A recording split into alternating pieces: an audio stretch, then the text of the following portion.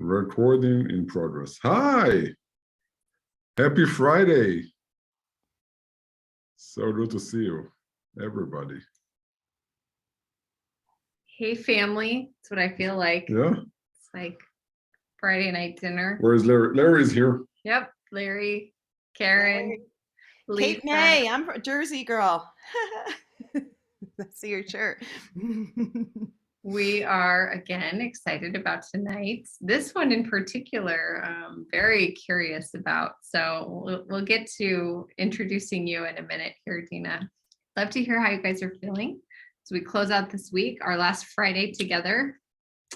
We'll see. We'll see. Maybe, I don't know. I'm not ready to say goodbye. Yeah. It's not. We still have 5 more days. We'll do a voluntarily, drinks. We'll do a day 22. Everybody has to have a drink and just make a toast, or I don't know. We got to come up with something. We have our drinks here: water and tea. Yeah. Yeah. Okay. We have one person in the chat. Love Kate May. But how are you feeling? Drop in the chat how you're feeling today, guys. Emotions. We're spiritual people. Emotions. I'll start. I'm feeling. Do you all know that Gaia is actually my daughter? Actually, she is my daughter. Isn't she beautiful? Can you? Yeah, thank you. Lisa's feeling happy and ready for the next 21 minutes. Leanne, happy, content, and on track. Excited, grounded. Okay, maybe I'm reading into this, but I feel like we're seeing maybe some more positive words than we saw a few weeks ago. Calm. That's awesome. I've got Paula. I'm letting in the waiting room here. We're ready to introduce Dina? Go ahead. Okay. Yeah. Dina Tibbs is our guide joining us today. She is a spiritual muse and mentor who weaves together feminine wisdom teachings, inter-spiritual practice, spiritual mentorship, and intentional creativity to guide you towards remembering who you are at a soul level and illuminating that you are the artist of your life and have the power to create your story. Dina, so excited tonight where we're leaning into, was it tension and discomfort? Yeah, fun, especially since everybody's happy. we prepared it so that everybody is ready for discomfort,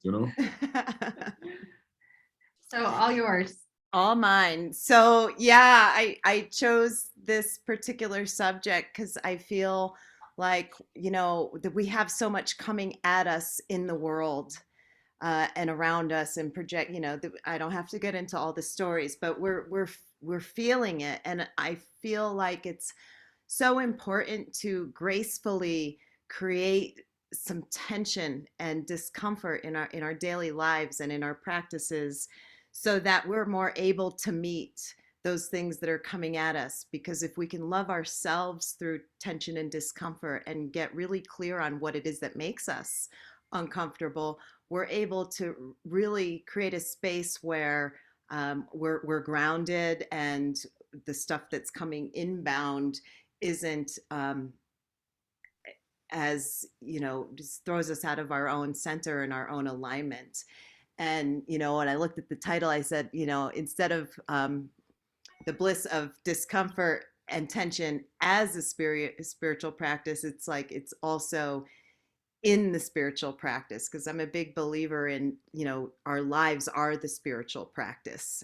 And, sitting on the cushion and doing all the extra things we may do is like icing on the cake. But when we treat every moment as the spiritual practice and we are with ourselves through our discomfort in a loving way, we're able to really transmute and transform that discomfort. And so I say, if we do these practices, and I'll make some suggestions, we'll do some experiential discomfort and some journaling and sharing, we're able to be with tension before it turns into pain, and we're able to be with discomfort before it becomes suffering.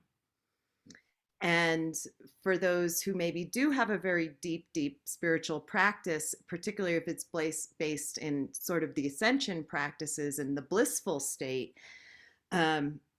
we often are not able to then bring that back down into our day-to-day middle world lives, and we're still in a state of incoherence when we're hit with the daily things, because we become comfortable with creating a blissful state, and then we're constantly looking for the bliss in the day-to-day life, and when we don't have it, we go really far to the other side. And so I feel I am a lover of paradox and creating that tension before it snaps. You know, fiber artists, and I do some fiber arts in my personal practice and in intentional creativity.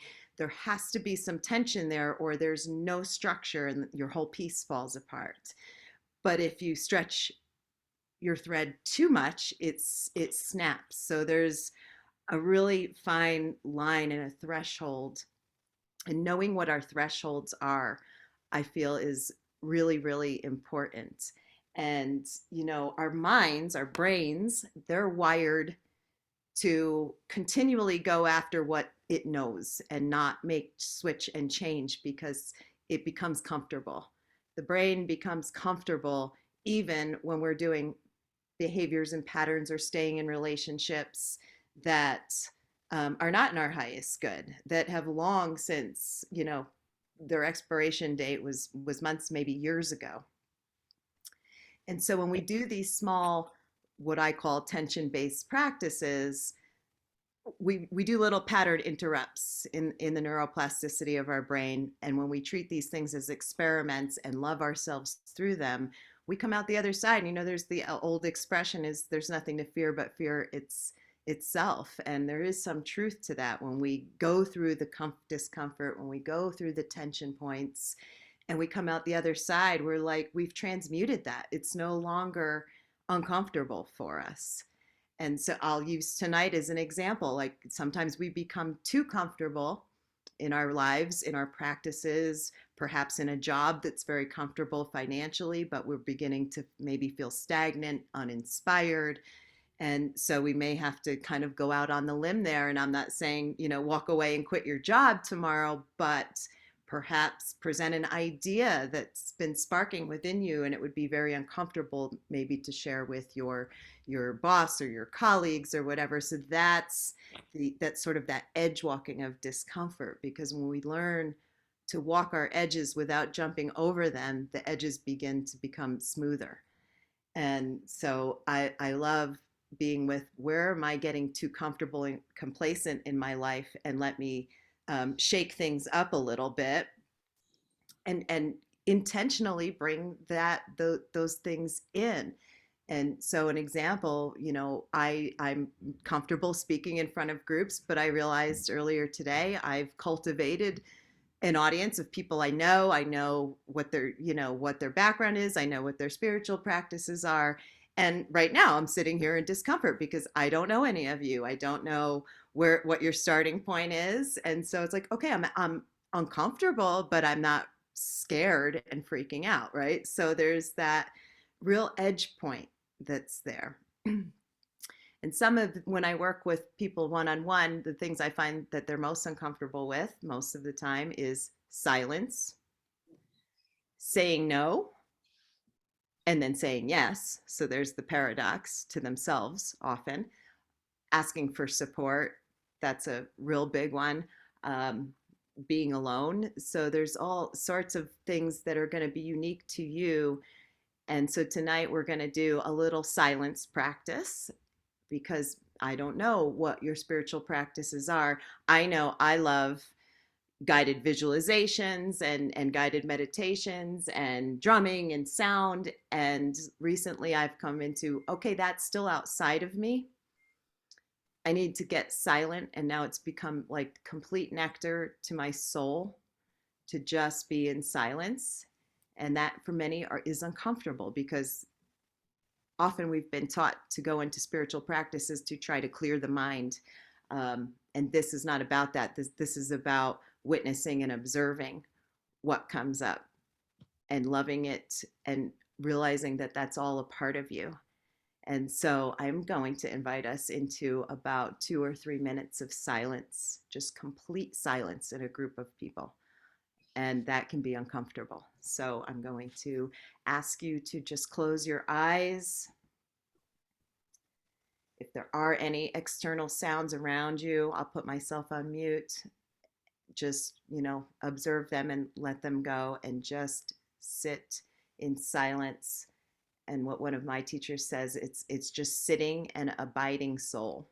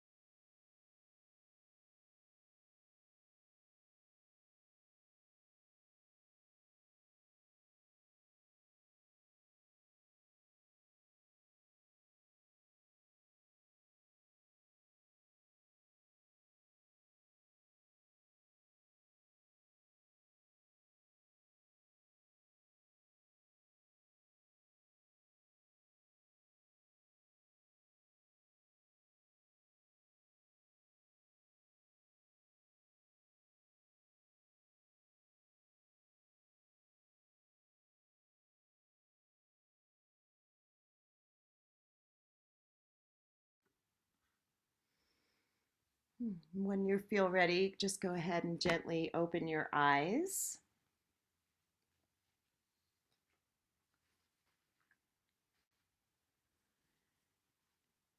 And would anyone be willing to share how that was for them? Whether it was super comfortable because you loved that space or uncomfortable.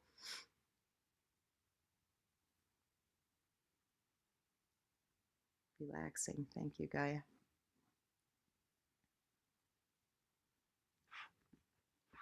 Calming, but I'm used to it. Peaceful.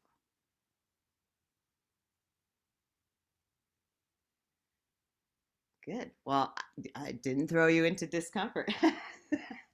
And so that's the paradox for many, especially those who have been on a spiritual path for a long time, it is very comfortable to do that. And then often we start to love our cocoon, and the edge becomes, when do we then want to bring ourselves out of it and out into the world and perhaps share what's coming inside with the world outside of us. And so, since these were comfortable practices for you, I want you to take a moment. If you have pen and paper, great. And if not, just contemplate it in your head. But consider if there's any area or space or place in your life where you feel like you've become now too comfortable, too complacent. Even though maybe you're uninspired, you are not ready to perhaps step over the edge into discomfort and lighting sort of a spark within you, lighting a fire under you. It could be in a relationship, it could be in your job, like I mentioned, or your career, or certain clients, or how you dress every day.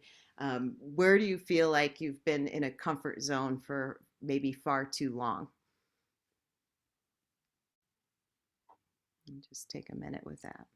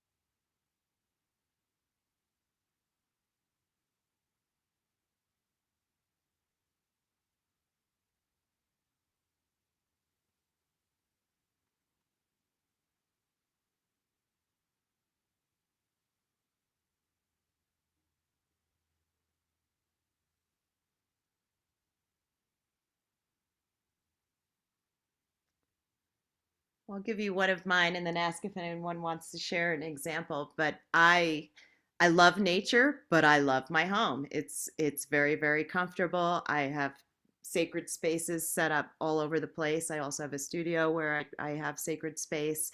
And so that's normally where I do my practices. Um, Especially as this darker time in the winter time is coming, it's like, oh, the cocoon, I love it. And I've decided to make myself really, really uncomfortable and go out on an 8 hour soul quest on Monday to be on the land completely. So I'm fasting. I'm doing the whole thing. So it's a little bit. It's not a full vision quest of 4 and 5 days, but it's enough to bring me to my edge of discomfort and really see what nature and soul has to tell me, because I'm like, okay, I got to get out of the home. I've been in my home for a bit this summer because I dealt with a health challenge. So it's time. But I was getting really, really comfy in the cocoon. So I'm doing the soul quest and I'm ready to reemerge for the fall. And so if anyone has Larry, live in an RV, the whole space is sacred outside, changes that. That's awesome. I love it. And so you get to be in. Do you travel in it quite a bit?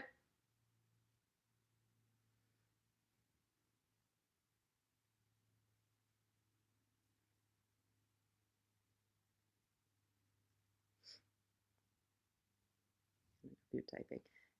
Did anyone else come up with something that was like, yeah, I've been in this sort of comfy place for too long and it's time to change it?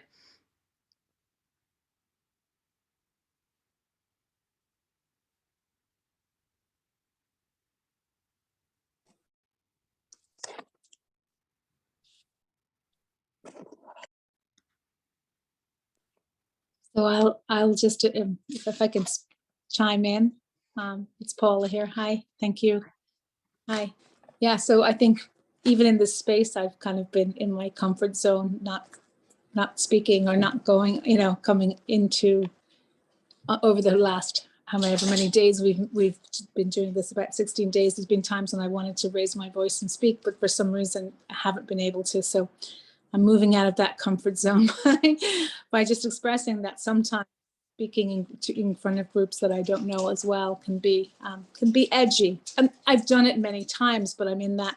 I've been in a little bit more of a going in phase, and so I feel like it's time for me to push to really push not push myself, but to explore what it is like to be more out with my voice and my truth, and whether that's for getting new clients with my business, or whether it's just being more participative in tonight's session. So Beautiful. And thank you for sharing and for speaking to that edge. I think that is speaking our voice and our truth is one of the biggest ones. So, we can hold ourselves in love through that. And so for you, that could be that next 30 days of, whether it's dropping it on a Facebook Live or, just really holding yourself. And I call them little experiments, little pattern disruptions, to bring yourself to the edge without going over it, without going into a big fear state or triggering trauma. And please, if anybody is in a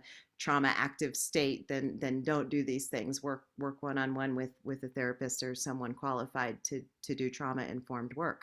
But yeah, that's a great one. The asking for support. I once ran a 40-day little mini challenge for myself where I asked for help in big and small ways every single day. Everything from, I'm short. So the easiest one was, oh, let me ask somebody for help to get something high off the shelf in the grocery store, a stranger. So little things like that. Or when you are sitting on the cushion, I probably have a few yogis here, but if you do perhaps like a sakriya or a chant and you normally do it 11 minutes, go for the 22.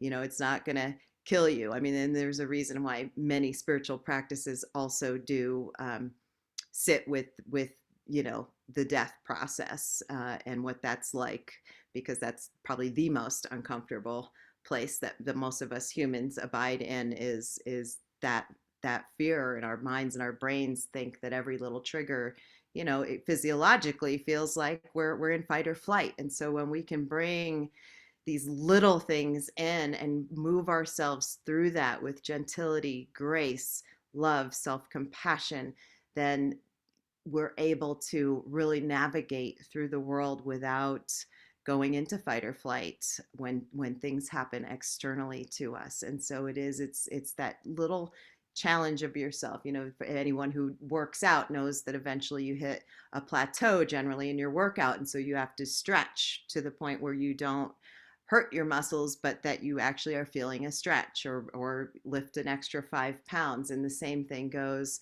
with daily practices, both on the cushion and in day-to-day, what I call middle world life, is to, you know, put yourself out there if that's uncomfortable for you, or if you're one who's always on, constantly on, and you don't love being alone, or you don't love being in silence, give that to yourself, give that gift to yourself, and listen to what your soul has to say to you, because the soul is not afraid. Those are things our minds and our brains start to build up within us. So again, for me, you know, some of the practices are spending more time alone than I normally am comfortable with, leaving the cocoon of the home in a way that's not unsafe.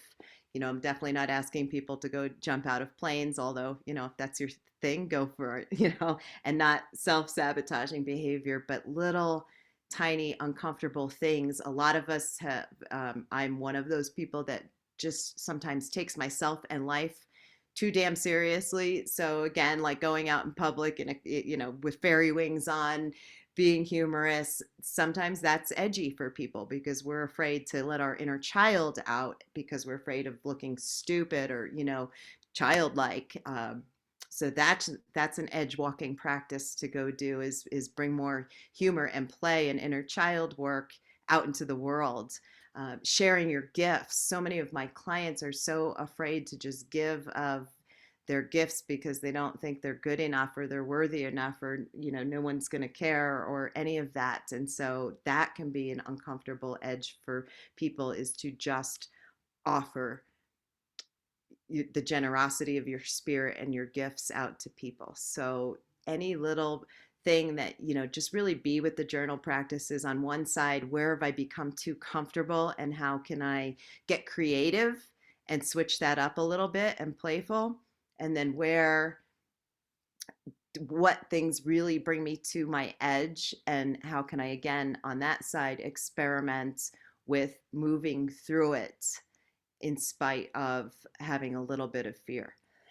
And so I'm not sure if that's my time, but I do definitely thank you all for listening and being here with me. I really, really appreciate it. And I love the chant that you put in there, Larry. Thank you.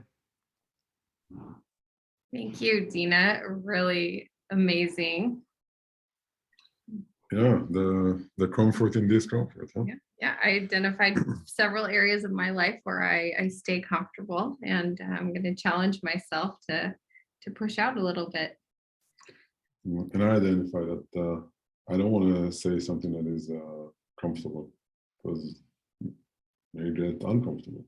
I don't want to get there. So thank you.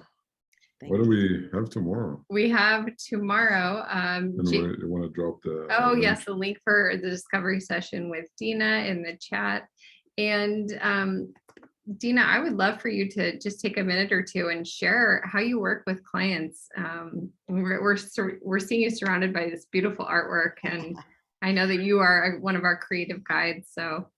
Oh, and I'm so excited myself for Jacob tomorrow. He's awesome. Yeah. All sorts of contemplative practices that are, you know, very, very grounded in soul work, and listening to the soul. And I find that, you know, there's a lot of language out there that talks about, you know, finding your purpose. And I'm a big believer in, it's not lost. We don't have to go find it somewhere and look for it. It's a remembrance process. We come into the planet and, you know, there's some mythology on, we cross the river Ur and we get birthed, and, you know, the divine cosmic joke is that we forget why we were brought here. And so I very often use various wisdom traditions from all pretty much most spiritual traditions with a little bit of I'll say feminine quality and energy, not gender based teachings and practices, along with creativity, whether it's painting, whatever you're comfortable with, painting, a lot of journaling. The soul speaks in symbol and metaphor and image. And so I generally, we get to the story and we do dialogue, but then we get deeper into the story by letting you loose with paint and collage and words and just being with what wants to come up and not judging it. And, often during the art process, a lot of inner critic, mean girl stuff comes up, and that's great because then we get to work with that and love that too. I love to work the shadows. And love and hold through the shadow work as well, because to me, that's where the gold and the diamonds really are, is learning how to transmute the shadows into the light. Thank you. That's awesome. Yeah, really awesome. Yes, tomorrow we have Jacob Nordby, who's going to teach us how to connect every day in 15 minutes for guidance, energy, and breakthroughs. So it will be another fun one tomorrow. As in without a guided guide, like different guidance. Yeah, with probably your inner guidance or creative guidance, or We're in for a treat. Jacob is incredible. So is Dina. Thank you so much. Yeah. Let's all Loved it. unmute and say goodnight and happy Friday. Have a great weekend. Good night and namaste. Good night. Thank you. Thank you. Thank Leanne, you. Chris. Bye. Bye. Good night. Bye, guys.